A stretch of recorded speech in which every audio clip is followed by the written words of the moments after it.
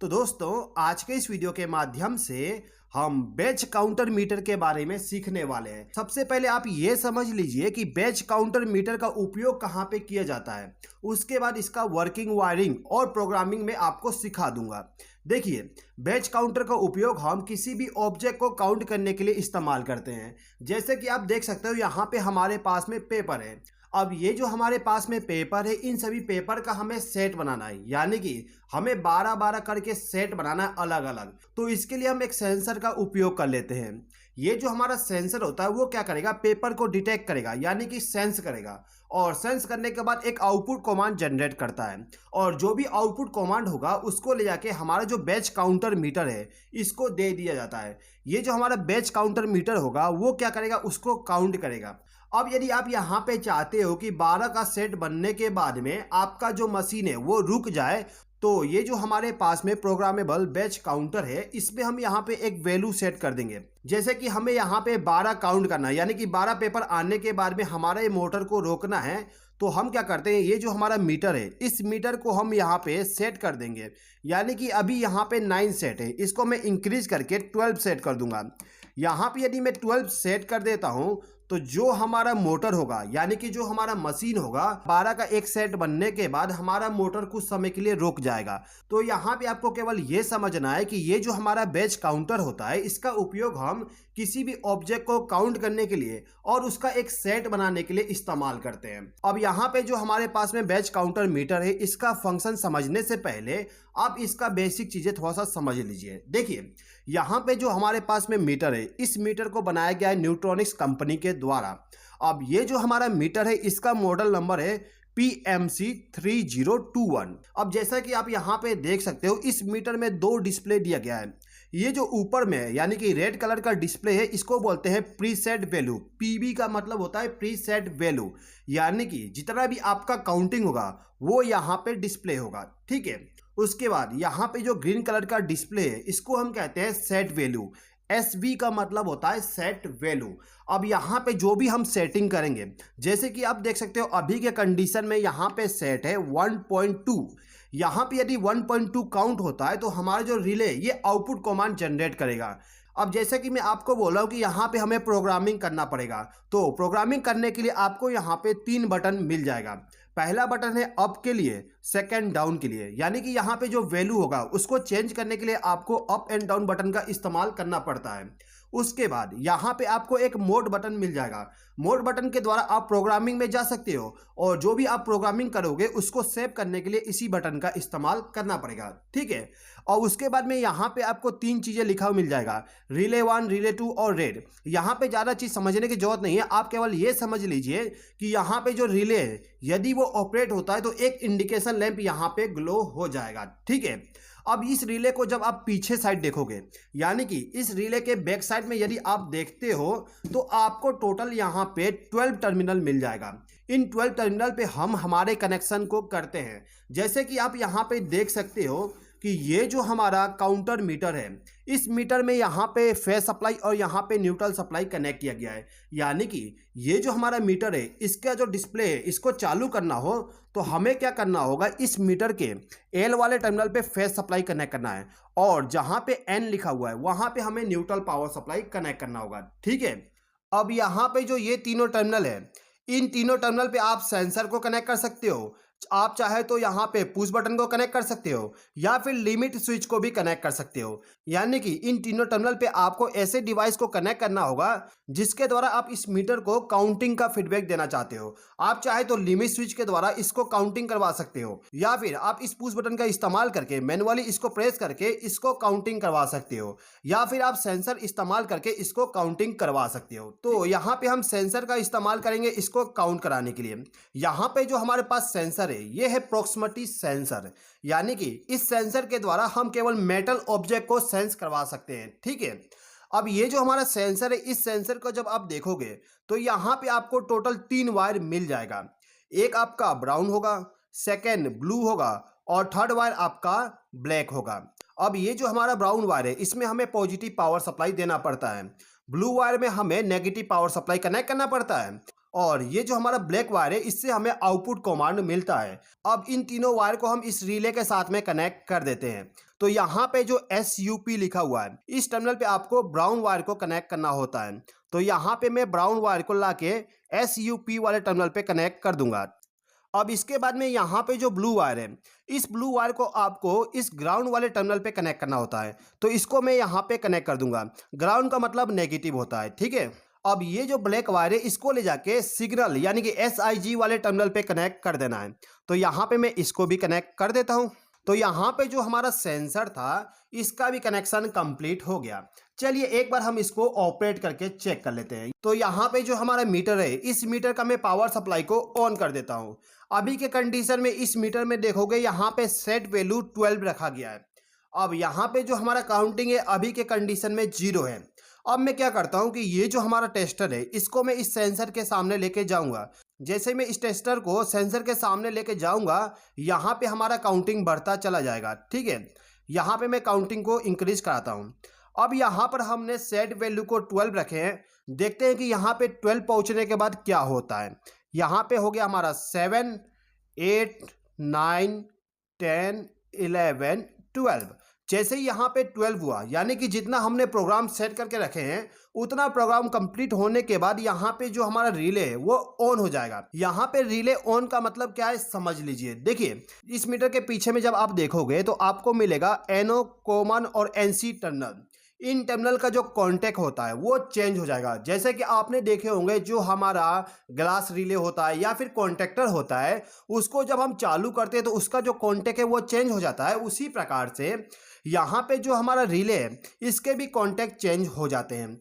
अब ये जो हमारा रिले ये कैसे वर्क करता है इसको एक्सप्लेन करने के लिए मैं यहाँ पे एक लैंप का इस्तेमाल करूँगा।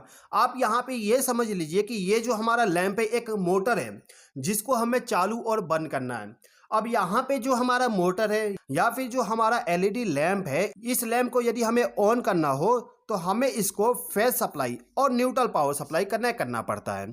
यहाँ पे जो हमारा लैंप है इस लैंप को सबसे पहले तो आपको ले जाना है और ले जाके ये जो हमारा NC है या फिर NO टर्मिनल है उसके साथ कनेक्ट करना होगा। यानी कि आपके लॉजिक पे डिपेंड करेगा कि आपको NC यूज़ करना है या फिर NO। तो मैं क्या करता हूँ यहाँ पे जो मेरा लैंप का वायर है यानी कि फेज सप्लाई उसको लाके NC कॉन्टेक्ट के साथ डायरेक्ट कनेक्ट कर दूंगा। अब इस लैंप का जो न्यूट्रल पावर सप्लाई होगा उसको हमें ले जाके जो हमारा पावर सप्लाई है उसके न्यूट्रल सप्लाई के साथ कनेक्ट करना है। यानी कि डायरेक्टली न्यूट्रल पावर सप्लाई आपको कनेक्ट कर देना है।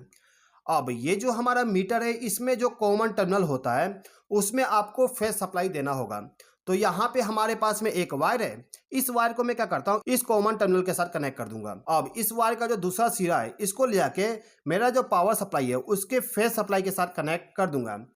तो यहाँ पे मैं पावर सप्लाई को ऑन कर देता हूँ। जैसे मैंने पावर सप्लाई को ऑन किया आप देख सकते हो जो हमारा लैंप है वो ग्लो कर दिया। जैसे कि मैंने आपको बताया था जब हमारा यहाँ पे काउंटिंग कम होगा तो उस कंडीशन में हमारा लैंप ग्लो होगा यदि हम NC कॉन्टेक्ट का इस्तेमाल करते हैं। अब यहाँ पे मैं सेंसर के सामने कोई मेटल ऑब्जेक्ट ले जाता हूँ और काउंटिंग को बढ़ाता हूँ यानी कि हमारा जो सेटिंग है उससे ज़्यादा काउंटिंग कर देता हूँ। यहाँ पे आप देख सकते हो काउंटिंग बढ़ता चला जा रहा है। जैसे ही 12 हुआ हमारा रिले ऑपरेट हो गया और जो हमारा लैंप है वो ऑटोमेटिकली ऑफ हो गया, ठीक है। तो कुछ इस प्रकार से हम प्रोग्रामिंग करके जो भी हमारा मशीन होगा उसको हम चालू और बंद कर सकते हैं, ठीक है। अब यहाँ पे जो हमारा मशीन था इसको हमने ऑफ तो कर दिए लेकिन अब यहाँ पे रीसेट कैसे करें। तो इसमें रीसेट करने के लिए आपको दो ऑप्शन मिल जाएगा, ऑटोमेटिकली रीसेट करने के लिए या फिर मैनुअली रीसेट करने के लिए। तो सबसे पहले आप मैनुअली रीसेट समझ लीजिए। देखिए यदि आपको इसको मैनुअली रीसेट करना है तो आपको क्या करना होगा, इस मीटर के पीछे में इसको मैं ऑफ कर देता हूँ। इस मीटर के पीछे में जब आप देखोगे यहाँ पे आपको मिलेगा ये दो टर्मिनल, यहाँ पे लिखा हुआ है रीसेट, ठीक है। तो इन दोनों टर्मिनल पे आपको किसी चीज़ को कनेक्ट करना होगा जिसके द्वारा आपको रीसेट करना है। तो यहाँ पे मैनुअली रीसेट करने के लिए आप पुश बटन का इस्तेमाल कर सकते हो या फिर कोई सेंसर का भी इस्तेमाल कर सकते हो। यहाँ पे मैं पुश बटन का इस्तेमाल करके रीसेट करूँगा। इस पुश बटन के साथ में मैंने दो वायर को कनेक्ट कर दिया हूँ। इन दोनों वायर को मैं ले जाके इन दोनों टर्मिनल के साथ कनेक्ट कर देता हूँ, ठीक है। तो यहाँ पे जो हमारा रीसेट पुश बटन था इसको हमने कनेक्ट कर दिए। चलिए यहाँ पे मैं पावर सप्लाई को ऑन कर देता हूँ। यहाँ पे मैंने पावर सप्लाई को ऑन कर दिया। हमारा रिले अभी ऑपरेट नहीं है। यहाँ पे हमारा लैंप ग्लो कर रहा है, ठीक है। यहाँ पे मैं रिले को एक बार ऑपरेट कर देता हूँ। तो यहाँ पे हमारा रिले ऑपरेट हो गया। अब यदि आपको यहाँ पे रीसेट करना है तो रीसेट करने के लिए इस पुश बटन को एक बार प्रेस करना पड़ेगा। जैसे ही आप प्रेस करोगे आपका रिले रीसेट हो जाएगा। अब यहाँ पे यदि आप इसको ऑटोमेटिकली रीसेट करना चाहते हो, यानी कि यहाँ पे हमें पुश बटन को प्रेस नहीं करना, वो कुछ समय के बाद ऑटोमेटिकली रीसेट हो जाए, तो उसके लिए आपको यहाँ पे प्रोग्रामिंग सेट करना पड़ेगा। तो चलिए दोस्तों, इस मीटर का हम प्रोग्रामिंग किस प्रकार से करते हैं उसको भी सीख लेते हैं। अब यहाँ पे जो हमारा काउंटर है इसमें हम किस प्रकार से प्रोग्रामिंग करेंगे उसको भी सीख लेते हैं। तो देखिए, यदि आपको इस काउंटर में प्रोग्रामिंग करना है तो उसके लिए आपको क्या करना होगा, ये जो मोड वाला बटन है इसको एक बार प्रेस करिए। इसको जैसे ही आप प्रेस करोगे तो यहाँ पे सेट 1 लिखा हुआ आ जाएगा और यहाँ पे कुछ वैल्यू लिखा हुआ मिलेगा आपको। यहाँ पे जो वैल्यू लिखा हुआ है इसका मतलब ये है कि ये जो हमारा सेंसर है वो कितने बार सेंस करने के बाद हमारा जो रिले है उसको ऑपरेट करेगा। यहाँ पे अभी 12 सेट है। यदि यहाँ पे वैल्यू को चेंज करना हो तो हम अप एंड डाउन वाले बटन का इस्तेमाल करके वैल्यू को चेंज कर सकते हैं। यहाँ पे मैंने 15 कर दिया हूँ। अब यदि हमें इसको सेव करना हो तो इस मोड वाले बटन को प्रेस करके हम इसको सेव कर सकते हैं। अभी यहाँ पे जो हमारा सेंसर है इसके सामने 15 बार ऑब्जेक्ट आने के बाद जो हमारा काउंटर है ये आउटपुट कमांड जनरेट कर देगा। जैसे कि आप देख सकते हो यहाँ पे आउटपुट कमांड जनरेट हो गया है। ठीक है, अब यहाँ पे जो बाकी प्रोग्रामिंग है उसको भी हम समझ लेते हैं। देखिए, आपको क्या करना है, इस मोड वाले बटन को प्रेस करना है। यहाँ पे सेट 1 लिखा हुआ आ गया। इसके बाद आपको दोबारा से प्रेस करना है। इसको जब आप प्रेस करोगे तो यहाँ पे लिखा हुआ मिल जाएगा LOC। LOC का मतलब है लॉक, यानी कि यहाँ पे आपको पासवर्ड एंटर करना है। यहाँ पे इसका पासवर्ड है 127, तो मैं यहाँ पे 127 इंटर कर दूंगा। पासवर्ड को एंटर करने के बाद आप मोड वाले बटन को प्रेस कर दीजिए। जैसे ही आप यहाँ पे प्रेस करोगे आपके सामने लिखा हुआ आ जाएगा DT-D। इसका मतलब ये है कि यहाँ पे जो डॉट है ये पॉइंट, जैसे कि आप यहाँ पे देख सकते हो ये वाला जो पॉइंट है इसके पोजीशन को चेंज करने के लिए आप इसमें प्रोग्रामिंग कर सकते हो। आप जहाँ पे पॉइंट को लगाना चाहो वहाँ पे इस पॉइंट को लगा सकते हो। ठीक है, उसके बाद आपको दोबारा से इस मोड वाले बटन को प्रेस करना है। इसको जब आप प्रेस करोगे तो यहाँ पे आपको लिखा हुआ मिल जाएगा C&D। ये C&D क्या होता है एक बार समझ लीजिए। देखिए, C&D का मतलब ये है कि ये जो हमारा रिले है इस रिले के ऑपरेट होने के बाद भी यदि हम यहाँ पे काउंट कराना चाहते हैं, जैसे कि एग्जांपल के लिए देख लीजिए, अभी यहाँ पे 15 सेट है, मैं इसको बढ़ा देता हूँ। यहाँ पे हो गया हमारा 1.5, यहाँ पे हमारा रिले ऑपरेट हो गया। अब यदि यहाँ पे जो हमारा सेंसर है इसके सामने कोई ऑब्जेक्ट आता है और हमें उसको काउंट करवाना हो तो यहाँ पे हमें उसमें सेट करना पड़ेगा, यानी कि यहाँ पे जो C&D है इसके द्वारा हम इसको काउंटिंग करवा सकते हैं। यदि आप यहाँ पे रिले के ऑपरेट होने के बाद काउंटिंग करवाना चाहते हो तो उस कंडीशन में आपको यहाँ पे C&E सेलेक्ट करना पड़ेगा। ई सेलेक्ट करने के लिए अप वाले बटन को प्रेस कर दीजिए। यहाँ पे ई आ गया। ई का मतलब इनेबल और डी का मतलब डिसेबल। यहाँ पे यदि आप ई को सेव करके रखोगे तो आपका सेंसर तब भी काउंट करेगा, और यदि आप यहाँ पे डी सेलेक्ट करोगे तो आपका सेंसर यहाँ पे काउंट करना बंद कर देगा जब आपका रिले ऑपरेट हो जाता है। ठीक है, तो यहाँ पे हम इसको इनेबल ही रहने देते हैं और इसको सेव करने के लिए आप इस मोड वाले बटन को प्रेस कर दीजिए। वहाँ पे जो हमारा डाटा था वो सेव हो गया। ठीक है, अब इसके बाद में यहाँ पे जो आप लिखा हुआ देख रहे हैं इसका मतलब होता है मल्टीप्लिकेशन, यानी कि यहाँ पे जो हमारा सेंसर है इसके सामने जो ऑब्जेक्ट आता है, एक बार ऑब्जेक्ट आने पे आप कितने बार काउंट करवाना चाहते हो उसके बारे में यहाँ पे हम सेटिंग करते हैं। समझ लीजिए, देखिए यहाँ पे अभी 1 है, इसको मैं चेंज कर देता हूँ 5 में। तो यहाँ पे मैं इसको 5 कर देता हूँ। यहाँ पे मैंने 5 कर दिया। अब इसको मैं यहाँ पे सेव कर दूंगा। सेव करने के लिए मोड वाले बटन को प्रेस कर देता हूँ और प्रेस करके यहाँ पे मैं एग्जिट हो जाता हूँ। तो यहाँ पे अभी हमारा काउंटिंग 6 है। अब जैसे मैं इस टेस्टर को इस सेंसर के सामने लेके जाऊँगा, यहाँ पे जो हमारा काउंटिंग है +5 हो जाएगा। देखिए, यहाँ पे हमारा काउंटिंग +5 में चला गया। फिर से लेके जाऊँगा तो +5 होगा, यानी कि दोस्तों यहाँ पे जो हमारा काउंटिंग है वो प्लस के एडिशन में होगा। यानी कि एक बार सेंस कराने पे आपका जो रिले है वो 5 बार काउंट करेगा। ठीक है, यहाँ पे मैंने एक बार सेंस किया, यहाँ पे काउंटिंग 5 बढ़ गया। एक बार और सेंस कराऊंगा तो यहाँ पे 10 हो गया। एक बार और करूंगा तो यहाँ पे 15 हो जाएगा। ठीक है, तो यहाँ पे जो हमने मल्टीप्लिकेशन सेट किए थे उसको 5 किए हैं, इसीलिए यहाँ पे जो हमारा काउंटिंग है वो 5 टाइम ऐड होते हुए काउंट हो रहा है। इसको मैं यहाँ पे दोबारा से 1 कर देता हूँ। ठीक है, अब इसके बाद जब आप मोड बटन को प्रेस करोगे तो यहाँ पे आपको डिवीजन करना मिल जाएगा। जैसे कि यहाँ पे हम एक बार सेंस करवा रहे थे तो हमारा काउंटिंग 5 टाइम हो रहा था, उसी प्रकार से यहाँ पे आप डिवीजन में वैल्यू को सेट करोगे। जितना भी वैल्यू आप सेट करोगे उतने बार सेंस कराने के बाद एक बार काउंट बढ़ेगा। कैसे बढ़ेगा समझ लीजिए। देखिए यहाँ पे मैं 5 कर देता हूँ, यहाँ पे 1 है, मैं कर देता हूँ 5। यहाँ पे मैंने इसको 5 कर दिया। अब मैं इसको सेव कर दूंगा, मोड वाले बटन को प्रेस करके सेव कर दिया।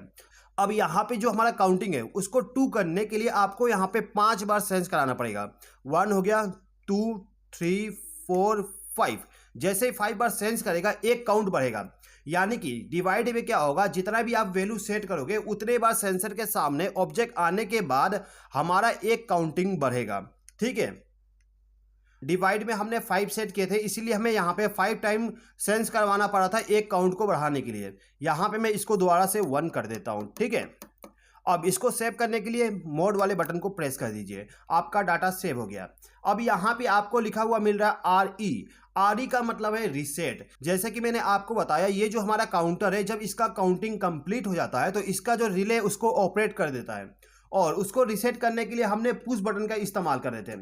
लेकिन यदि आप यहाँ पे जो रीसेट है इसमें वैल्यू को सेट कर दोगे, यानी कि यहाँ पे हम 5 सेट कर देते हैं। यहाँ पे यदि मैं 5 सेट कर दूंगा इसका मतलब है 5 सेकेंड, यानी कि यहाँ पे जो हमारा रिले है वो ऑटोमेटिकली 5 सेकेंड के बाद रीसेट हो जाएगा। कैसे होगा चलिए समझ लेते हैं। अभी यहाँ पे हमारा रिले ऑपरेट नहीं है, इसको मैं ऑपरेट करवा देता हूँ।